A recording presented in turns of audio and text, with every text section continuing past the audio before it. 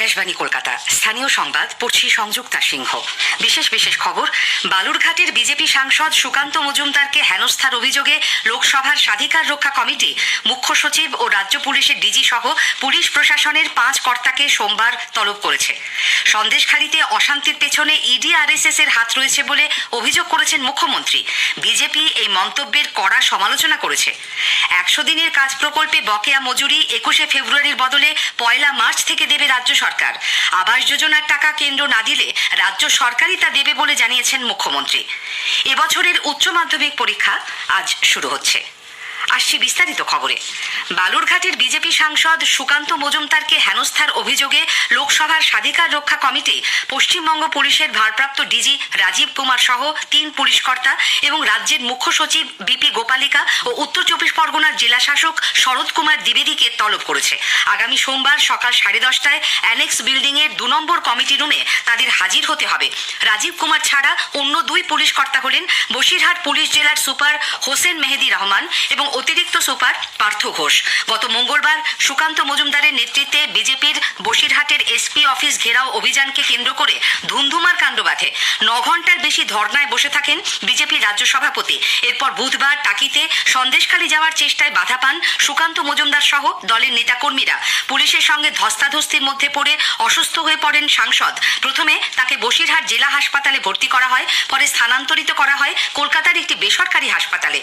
বসিরহাটের পুলিশ প্রশাসন এবং জেলা প্রশাসনের বিরুদ্ধে দুর্ব্যবহার ও তার প্রাণ সংশয়ের অভিযোগ করে বসিরহাট ও টাকির ঘটনার বিস্তারিত বিবরণ সহ লোকসভার অধ্যক্ষ ওম বিড়লাকে চিঠি দেন সুকান্ত মজুমদার।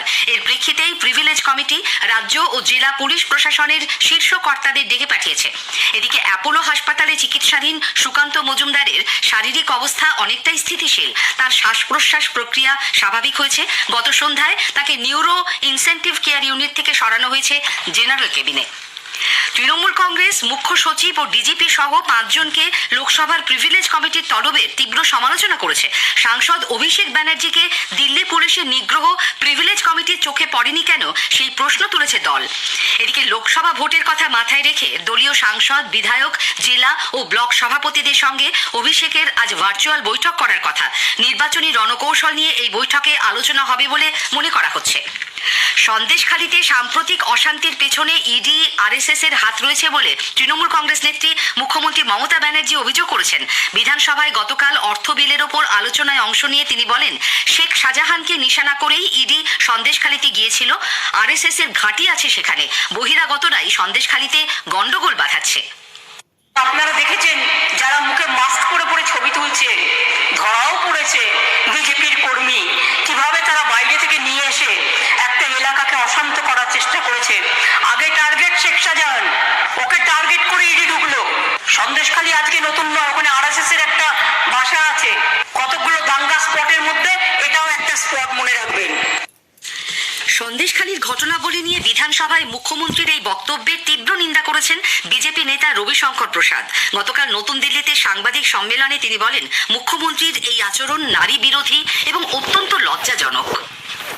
संदेशखाली पर ममता जी ने विधानसभा में एक बात कही है और बहुत ही शर्मनाक बात कही है कि जो महिलाएं टीम के साथ हाफ कवर करके अपने खिलाफ यौन शोषण की बात कह रही थी, उसको उन्होंने कहा है कि ये महिलाएं अपना मुंह खोल के क्यों नहीं बोलती, मैं इनके खिलाफ कार्रवाई करूंगी। और क्या कहा उन्होंने? Sandeshkhali is a burner of RSS. What do you mean by this Mamata ji? Shame on you Mamata ji. এদিকে সন্দেশখালীর পরিস্থিতি সরেজমিনে দেখতে বিজেপির উচ্চ পর্যায়ের কমিটি আজ সেখানে যাচ্ছে। সফরসূচি পরিবর্তন করে গত রাতেই কলকাতায় এসে পৌঁছন কেন্দ্রীয় মন্ত্রী অন্নপূর্ণা দেবী এবং সাংসদ সঙ্গীতা যাদব। বিজেপির সর্বভারতীয় সভাপতি জেপি নাড্ডা 6 সদস্যের এই কমিটি গঠন করেছেন। সন্দেশখালী কাণ্ডে ধৃত প্রাক্তন বিধায়ক নিরাপদ সর্দার সহ গ্রামবাসীদের নিঃশর্ত মুক্তি, সন্দেশখালী থেকে 144 ধারা প্রত্যাহার সহ একাধিক দাবিতে বামফ্রন্টের পক্ষ থেকে বসিরহাট এসপি অফিস অফিস অভিযানকে ঘিরে গতকাল পরিস্থিতি উত্তপ্ত হয়ে ওঠে। সিপিআইএম নেতা সুজন চক্রবর্তীর নেতৃত্বে বাম নেতাকর্মী সমর্থকরা ব্যারিকেড ভেঙে এগোতে গেলে পুলিশের সঙ্গে ধস্তাধস্তি হয়। পুলিশ লাঠিচার্জ করে বলেও তাদের অভিযোগ। ব্যারিকেডের সামনে 2 ঘন্টার বেশি অবস্থান করেন বাম কর্মী সমর্থকরা। এরপর 5 সদস্যের প্রতিনিধি দল এসপি অফিসে গিয়ে স্মারকলিপি জমা দেয়। সুজন চক্রবর্তী অভিযোগ করেন, সন্দেশখালীতে মহিলাদের সম্মান নষ্ট হয়েছে, অথচ অভিযুক্তদের গ্রেপ্তার না করে নিরাপদে লুকিয়ে রাখছে পুলিশ। সন্দেশখালীর ঘটনার প্রতিবাদে রাজ্য জুড়ে লাগাতার আন্দোলন চলবে বলেও জানান তিনি। বেপাত্তা তৃণমূল নেতা শিবু হাজরার অভিযোগের ভিত্তিতে গ্রেপ্তার হওয়া নিরাপদ সর্দার গতকাল জামিন পাওয়ার পরই অন্য একটি মামলায় ফের তাকে গ্রেপ্তার করা হয়। বসিরহাট মহকুমা আদালত প্রাক্তন সিপিআইএম বিধায়ককে 10 দিনের জেল হেফাজতে পাঠিয়েছে। এ ব্যাপারে সুজন বাবু খেদ ব্যক্ত করে বলেন, মিথ্যা মামলা ধরা পড়ে যাবে। সরকার এবং শাসক এবং পুলিশ শিবু হাজরা অথবা শাহজাহান, শেখ শাহজাহান তাদের সঙ্গে নিয়ে মহিলাদের উপর যারা আক্রমণ করেছে, হারেমে পাঠিয়েছে, আদিবাসীদের জমি যারা কেড়ে নিয়েছে, তাদের নিয়ে সুখের সংসার করুন, কিন্তু বাংলার মানুষ কেউ ছাড়বে না।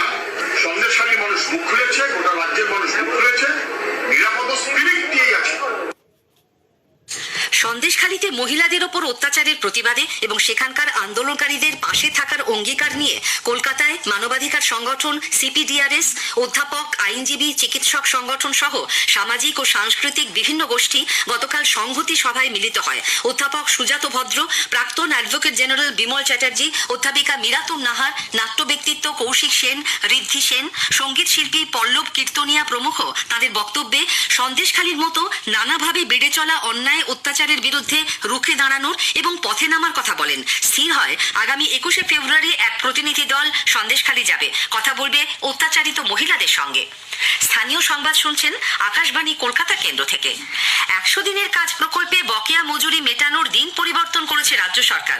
বিধানসভায় গতকাল অর্থ বিল নিয়ে আলোচনায় অংশ নিয়ে মুখ্যমন্ত্রী মমতা ব্যানার্জি বলেন, এই প্রকল্পে রাজ্যের 21 লক্ষ বঞ্চিত শ্রমিকের পাওনা 21শে ফেব্রুয়ারির পরিবর্তে 1 মার্চ থেকে তাদের ব্যাংক অ্যাকাউন্টে পাঠানোর কাজ শুরু হবে। এপ্রিল মাসের মধ্যে কেন্দ্র আবাস যোজনা প্রকল্পে বকেয়া অর্থ না দিলে রাজ্য সরকারই তা মিটিয়ে দেবে বলেও জানিয়ে দেন মুখ্যমন্ত্রী। উল্লেখ্য, 100 দিনের কাজ প্রকল্পে রাজ্যের শ্রমিকদের প্রায় 3000 কোটি টাকা বকেয়া রয়েছে বলে মুখ্যমন্ত্রী আগেই জানিয়েছিলেন। নির্যাতিতা মহিলাদের অভিযোগ গ্রহণ ও চিকিৎসার জন্য রাজ্যে আরো 2টি ওয়ান স্টপ সেন্টার গড়ে তোলা হবে। বিধানসভায় গতকাল নারী, শিশু ও সমাজ কল্যাণ দপ্তরের বাজেট নিয়ে আলোচনা শেষে জবাবি ভাষণে বিভাগীয় মন্ত্রী শশী পাঁজা একথা জানান। তিনি বলেন, শিলিগুড়ি ও কলকাতায় এই 2টি কেন্দ্র তৈরি করা হবে। এজন্য খরচ হবে 5 কোটি টাকা। কেন্দ্রীয় সরকারের নির্ভয়া তহবিলের আওতায় এই টাকা খরচ হবে। মন্ত্রী বলেন, নারী ও শিশু কল্যাণ খাতে কেন্দ্রীয় সরকারের বাজেট বরাদ্দ কমছে, অন্যদিকে সামাজিক কল্যাণ খাতে বরাদ্দ বহুগুণ বাড়িয়েছে রাজ্য সরকার। বার্ধক্য ভাতা খাতে বাজেট বরাদ্দ বেড়েছে 24 গুণ এবং বিধবা ভাতা 40 গুণ। মানবিক প্রকল্পে শারীরিক প্রতিবন্ধীদের অর্থ সাহায্য 17 গুণ বেড়েছে বলেও উল্লেখ করেন শ্রীমতী পাঁজা। এবছরের উচ্চ মাধ্যমিক পরীক্ষা আজ শুরু হচ্ছে। 2341টি কেন্দ্রে এবার পরীক্ষা নেওয়া হবে। এর মধ্যে 176টি কেন্দ্রকে স্পর্শকাতর হিসেবে চিহ্নিত করা হয়েছে। এর মধ্যে মালদায় রয়েছে 57টি কেন্দ্র। পরীক্ষা নির্বিঘ্নে সম্পন্ন করতে এবার একগুচ্ছ নতুন নিয়ম চালু করা হয়েছে।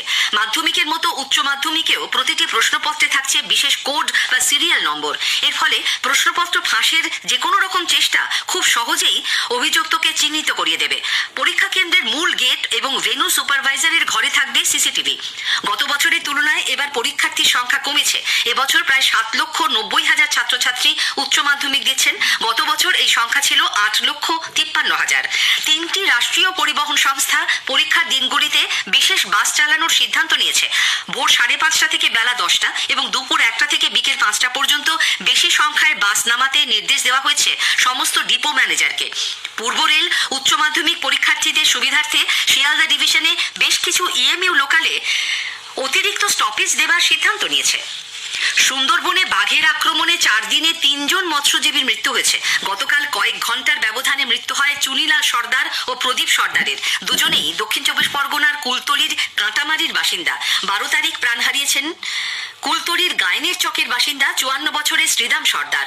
মানবাধিকার সংগঠন এপিডিআর এর দক্ষিণ 24 পরগনা জেলা কমিটির সদস্য মিঠুন মণ্ডল জানিয়েছেন, চলতি বছর এখনো পর্যন্ত 4 জনের মৃত্যু হয়েছে।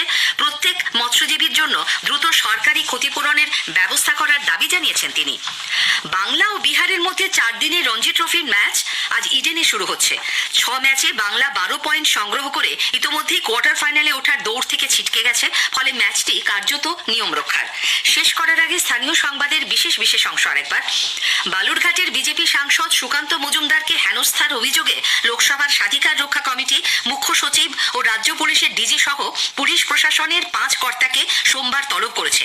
সন্দেশখালীতে অশান্তির পেছনে ইডি আরএসএস এর হাত রয়েছে বলে অভিযোগ করেছেন মুখ্যমন্ত্রী। বিজেপি এই মন্তব্যের কড়া সমালোচনা করেছে। এবছরের উচ্চ মাধ্যমিক পরীক্ষা আজ শুরু হচ্ছে। স্থানীয় সংবাদ শেষ হলো।